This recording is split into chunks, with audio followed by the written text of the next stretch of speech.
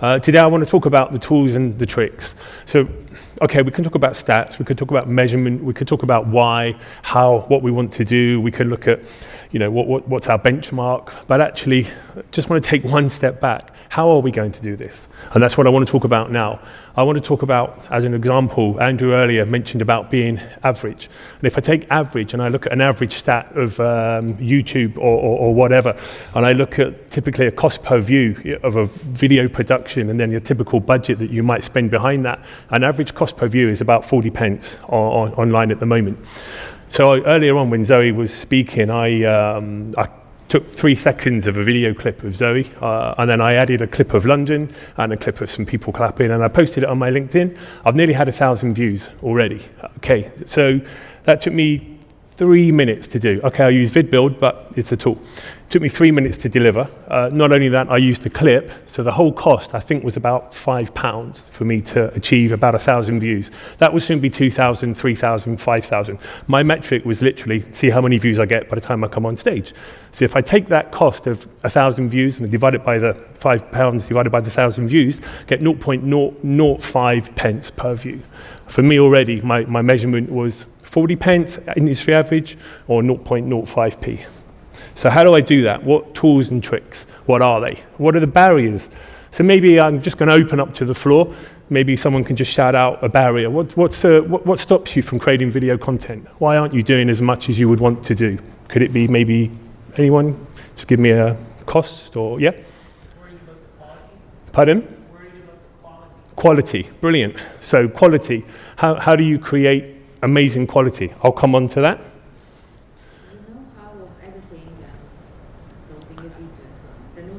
The know-how. So bringing the knowledge of, so know-how was another, so we've had quality. How do we maintain brand consistency? How do we maintain amazing quality? How do we deliver a John Lewis type brand ad, if that's what our target is, as opposed to a really terrible ad that we've asked somebody down the road to do for about £300 or £200. And knowledge, how do we create that John Lewis ad? How do we, where does that knowledge come from? From video editing, from briefing, from marketing. What's the message? What's the brief? What's the software that we're going to use if we're going to do that in-house? Are we going to use Avid or Adobe Premiere, Final Cut Pro? How? And I think there's many tools, and I'm going to touch on some of those tools. So quality, creative content, typically associated with bigger budgets. That's one of the areas we've just touched on. Speed, I think, would be another. I'm worried about how quickly I can get my content out. Well, I did a video in 5 minutes today, so if we're talking about speed, I think I've done pretty well in terms of delivering a video for Digimarcon. Notice I didn't put my own VidBuild logo on there. I purposely just put digimarcon.com because I wanted the traffic to go straight through to there, and I know already that Digimarcon have tagged and posted and sent that on, but that's the power of video. Cost, I mentioned cost, how quickly and easy it is to create that, and of course quantity. So we talk about quantity, we talk about the Dollar Club video, we talk about an amazing achievement, etc., etc. Okay, and that's going to have millions of views, but we can't all do that. So what I would do, I'm looking at a strategy where I post one video and I get 1,000 views. Tomorrow I'll post another. The next day I'm going to post 3, and the day after that I'm going to post 7, and the day after that I'm going to post none. I'm going to have a break. But I know for a fact by the end of next week I'd have had over 10 to 15,000 views, and that wouldn't have even taken me an hour to produce. So for me, that's really where I'm going, but I have to ensure that I keep the quality maintained at a John Lewis or a Tesco quality, because as VidBuild, we have a brand that we want to maintain. But that doesn't mean to say that that's applicable for every brand. You have to find what level of quality wants to represent your brand.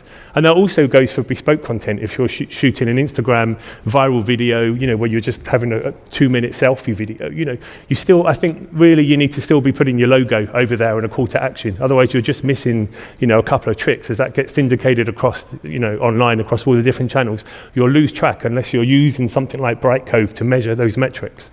And I'll come on to metrics in more detail. If you want stats and you want to talk to me about case studies available after, and I can talk to you and present you many case studies in a much more in-depth conversation. But what's engaging? What's going to make me cry and feel attached to the video? The second video that Shelley touched on earlier. Is there a brand video? What's going to be my viral content? Again, Shelley touched on a viral video. Personalized content. We mentioned that earlier. How do we create interactive 3D content, AR, VR? Do we have budgets to do video 360? These are all questions that we have to consider, and we have to look at our budget. Tools and tricks, and part of what we're trying to achieve is how do we maximize that budget for the most amount of reach, the most amount of gain. And really that's what I want to focus on here. So I'm just going to pick brand awareness video. Why am I going to create a brand awareness video today? Because I want to build a community. I want to engage my audience. I want to reiterate that message. I want to echo that message.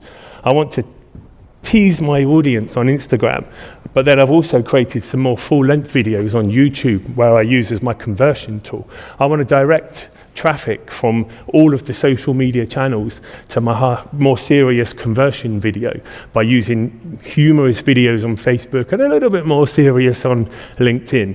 And then, of course, I want to echo and reiterate that. But I want to do that all within one day and in 1 week. I don't want to send a brief out to an agency and say, can you please knock up this video for me? Here's my brief. Okay. By the time I've sent that brief over, I kid you not, I would have created it myself. And I haven't got time for that anymore. The game's changed. The way we build and create content is different.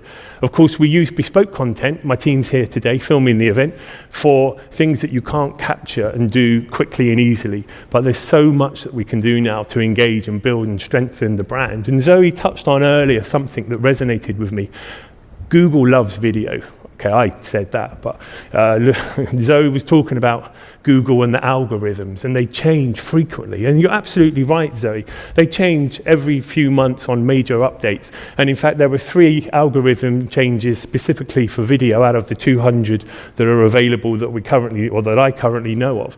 And I know that, you know, if you do post video, it's much more likely to appear in Google Page Search. And we've even done some A/B tests with clients, automotive clients and other clients, where we've just done a whole campaign around video, and we've removed images and we've removed content and blogs just to see how that sits on Google.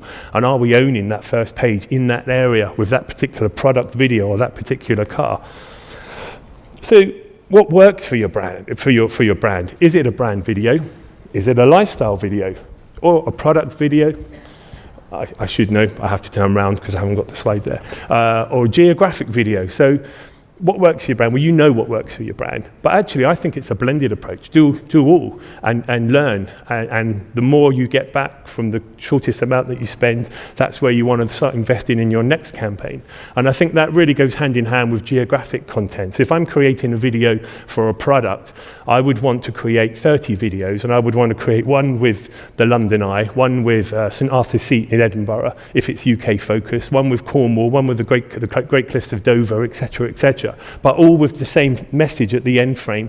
We talked about call to action, we talked about ident, and I would add my product into all of those videos and post them all off in different areas. Then I would add some sort of small budget, maybe engage with an agency if I had pay-per-click spend, unless we already also had that in-house. And I would target regional with those different specific videos, because you're associating then your consumer and your customer with you in a much more personalized way. And same goes with demographic, you know.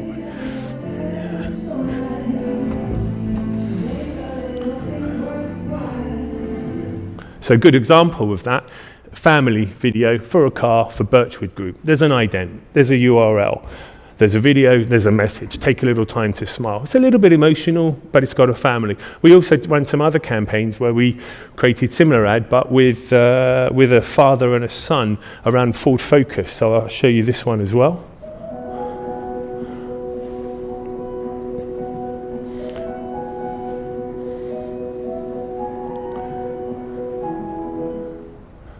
But again, 10, 15 seconds, it's the beauty of change. It's a little bit emotional, sensitive, but it's got a message and it's got an end frame and it serves a purpose. But I wouldn't just post those 2 videos. I would want to be creating 30, 40, 50 of those over a campaign of just 2 or 3 months. And I want all of those videos to get at least 4,000 or 5,000 views each. And all of a sudden, I've got 150,000 views for my spend of, I don't know, whatever I spent on creating that content. And crucially, I think cost Cost, it does boil down to, for so many companies. I've worked on many TV ads, automotive, film, 20th Century Fox, etc., from budgets 500, 600, 700,000, all the way down to adverts that we can do for £200 or £300. And even on VidBuild, we're even coming down lower. But actually, quality is key for me. You have to keep the same level of quality for all of the content. So how do we do that? How do we create? And I'm good for time, so I'm going to show you a demo of how I would create something in keeping with what I've just spoke about. And there are 2 or 3 different approaches. If I'm using my yesterday's hat on, I would go down this approach. I would go online and I would go, hey, Getty, iStock, and I would buy some clips. I think Invato are even here. And they're great. They deliver Video Hive, Audio Jungle for audio. They're a fantastic, huge company that I use, to download footage and this is all video content, short clips. Everyone's heard of iStock and Getty and Storyblocks and Video Hive. So at the higher end, you would have the more prestigious shots.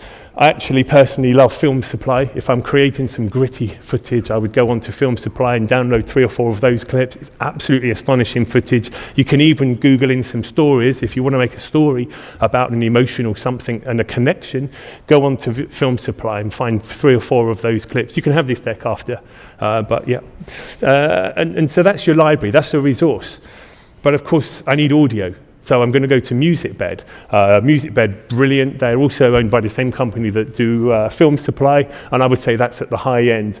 And then, of course, coming further down the list, you've got Premium Beat Audio Jungle, which is more of a marketplace, more of a... There's some great tracks on there, but you've got to dig a little bit deeper to find it. A new one onto the market recently is Artlist.io, Israeli company, works on a subscription basis. Everything's going subscription-based nowadays, but Artlist.io, if you need some tracks and you want to use them yourself, go to any of these great resources. And I have a list of many others, but these are my go-to ones. And I'm really happy to share them with you now. But actually, I don't use them in the way that I used to. And that's really crucial. I used to, and my team, we used to take that content and we used to be agency side and we would create for a client and we would say, yeah, and we'll edit in Premiere and After Effects and 3D Max and Maya, and we would create some 3D content and blah, blah, blah. And we would create this brilliant 30-second video, and then we would do a little 10-second advert for social, and we'd create 2 or 3 videos, and the client would be, well, wow, I spent £20,000, I'm so happy. And it got 5,000 views. I'm like, that's so bad. Why can't you spend £500 and spent the 20 grand on your marketing and get 50,000 views or 100,000 views? Flip it around. So that's what I'm all about. So then I started looking at some of the tools that are out there, iMovie, WeVideo, etc., all the online tools, and they're great. Then that's when this shift started to happen, where everyone started to go in-house. But now, obviously, VidBuild at the top, all in one platform. And I want to show you now, hopefully it's the next slide, the challenge that I set myself to create a brand advert in under 5 minutes and post it with the best quality that I could possibly achieve, with a little bit of bespoke music as well. So I'm not just talking off the footage stock. I've added my own message. I've added some music that I've bought from another platform and imported it into an all-in-one package. And I want to create that and post it for under £60. Then I'm going to pump my marketing budget on that. And some people have said, Steve, how do you create these ads? And I would say, well, I'll show you. But actually, I know that only a year ago, we were creating these ads for clients for £2,000, £3,000, £4,000, £5,000 and more. But we don't do that anymore, because this is a disruptive technology, and technology is disruptive by its very nature.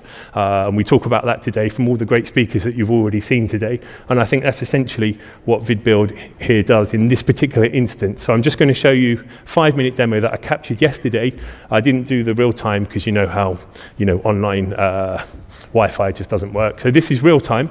I needed footage, music, text, branding, voiceover. Couldn't be bothered with voiceover, so I didn't do it.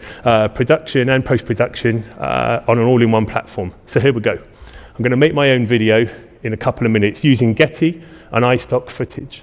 I'm going to click on Build a New Advert, and I'm going to set myself up a brand new project. Okay, going to view 3.5 million Getty iStock video clips and see which one emotionally I find myself attached to.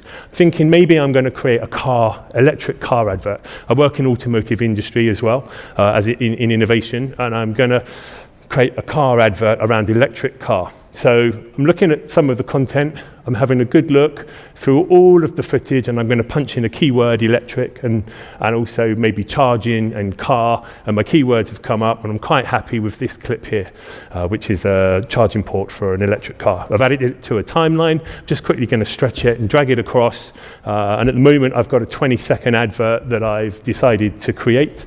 Now I need another clip. I need something maybe like an aerial shot, something that's a little bit more engaging, a bit more emotional that I'm going to attach myself to. So I'm going to change that keyword and put in aerial, and I found a clip here. You can see that I'm browsing and making a few decisions, but I found the clip that I like, and I've added it to the timeline. And then I can swap them around, and it automatically adds it or swaps them back and forth. Here I'm going to keep the charger at the front and end on the slightly prettier picture. The reason I'm going to do that is because my call to action will be clearer, because it's a dark background, so my logo and my white fonts will just look better. Click play. By the time I spoke, that went to Ireland, up to Amazon AWS server, back down to Ireland, and back here in about 2 seconds. I actually missed it. I meant to say that as it went along. But so I'm viewing my advert. I think I'm just going to make a few tweaks. I'm going to change the advert to 15 seconds because I'm going to target that on Facebook. I only want a 15-second ad. I'm also going to pump that out maybe on LinkedIn or 1 or 2 other channels. I also think I need an image. So I quickly created a PNG, which was could be a logo, could be your branding, and I've just uploaded that. I can add my own text in the platform, or I can just drag out any images, any logos or whatever I need. And in this instance, I think the message is discover electric. I'm going to discover electric today. I'm really excited about discovering electric. I'm going to add the final touches. I've got a video. Okay, I've got no sound, but I've got a video. I could add annotations on. Shelley's video earlier had annotations on. I think that's brilliant, particularly on some channels in offices where your content is viewed and music's turned down. So I would always add some annotations on the bottom. I'm going to have a look at the library that's available here, but actually I already bought something myself from another supplier, be it Music Bed or Artlist or somewhere else. So in VidBuild, I'm going to upload my own content into into my video. And if I decided not to do that, I could use the filters and search music that's already available for free in the platform. In this instance, my track, I'm going to add a keyword, music, and ocean, because it sounded a bit like an ocean. And I'm going to upload this track that I purchased for about £60 or £50 or £15 from wherever. And in a few seconds, it uploads into the platform and should become available. There we go. So I added it to my timeline by clicking an add button after listening to it.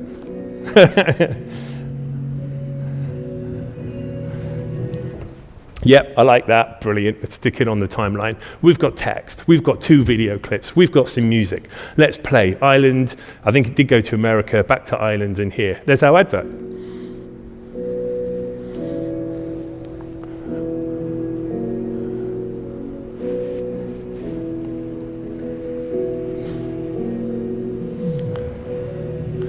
And it will, of course, fade out automatically because the platform does all that stuff for you. Because behind the scenes, that's the stuff that we work in code to make this easy for all the users. Then I just want to create that, so I'm literally going to type in Discover Electric. I want to download a HD version. I may even download or make sure I've cropped everything in the middle for a 1-to-1 ratio in case I share it on Instagram. Don't need to recrop it. You just make sure that you adhere to the borders that are allowed in those platforms. I've clicked build. It's now doing the hard work. It's creating a 1920 by 1080 HD version for me. Of course, I want to post that on YouTube and some of the bigger channels and Vimeo and wherever else I want it to go. So I want the best quality that I can get. So this takes a few seconds to do that. And why I'm actually doing this final compression, I've quickly made myself a cup of coffee and I'm running back in, and it should be ready and available in my library. And lo and behold, there it is in my library. So I'm going to download that to my desktop. So I click download. I've got good Wi-Fi, and it should appear somewhere down here. And there it is. So I've got a HD version that I've created, Discover Electric video with message, with a call to action, with some great music that I've added myself. And now I'm going to give that to my marketing team now and post that out on all the social media channels.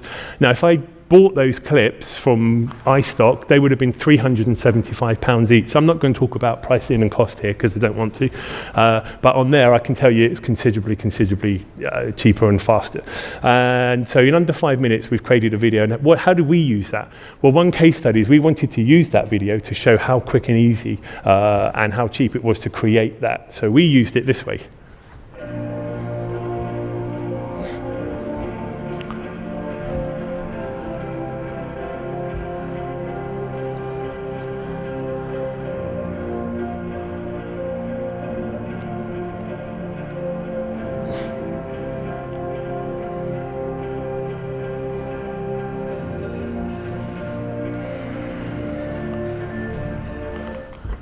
So my challenge was create a video for under £60 and post it within 5 minutes. Didn't quite get there. I was close. I think I slightly went over budget by a few pounds because I bought the music track. But had I owned that track and the rights to use it, it would have probably hit that box.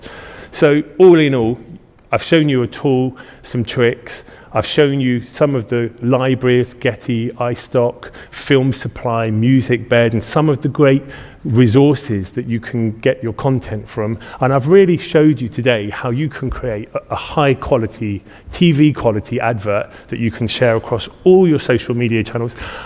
I don't care how you share it, but don't delay.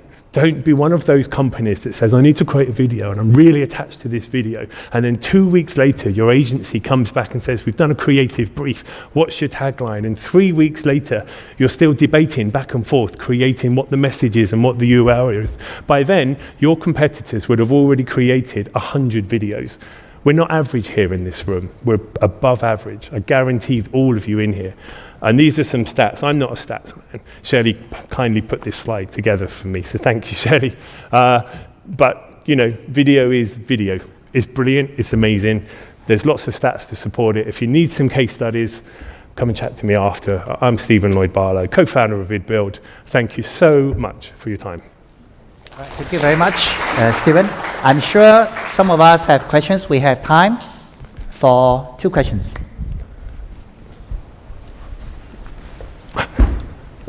Any questions? Yes. Yes, just true.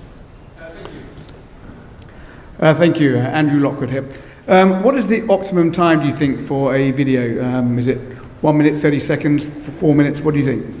Great question. There are many optimal times for many different videos, depending on which platform you're syndicating it to. An optimal time for a bite-sized advert, for Andrew's position, would be under 5 seconds, because he doesn't want to watch more than 5 seconds on that YouTube channel. Yeah, the first 5 seconds is very important. For pre-ads, 5 seconds. If it's a conversion tool and it's a how-to video or a product video, typically about the annotation, the drop-off point is around 60 seconds for YouTube. For Facebook, for LinkedIn, I would say around 15 to 20 seconds. These change. They'll be depending on your priorities, but already I've given you 4 different variations there of different times, depending on the content you're creating for each different platform. And I think that's why it's powerful and very relevant that you do create 4 or 5 different versions of those to post them in different locations to suit exactly that purpose.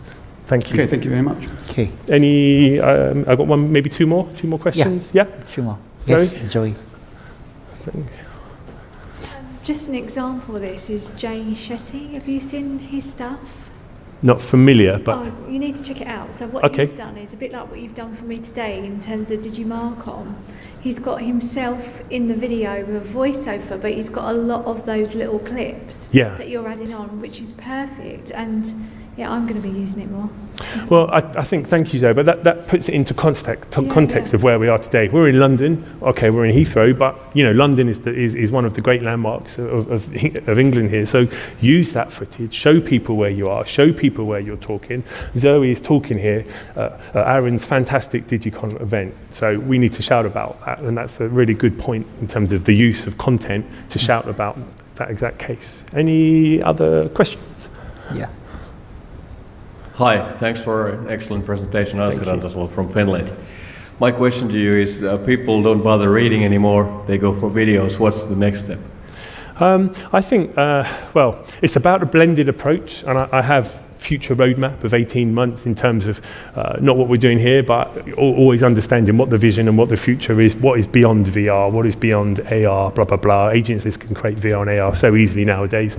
We have XR, we have WebGL, we have interactive content, but it really boils down to what your blended strategy is. And video's not going away.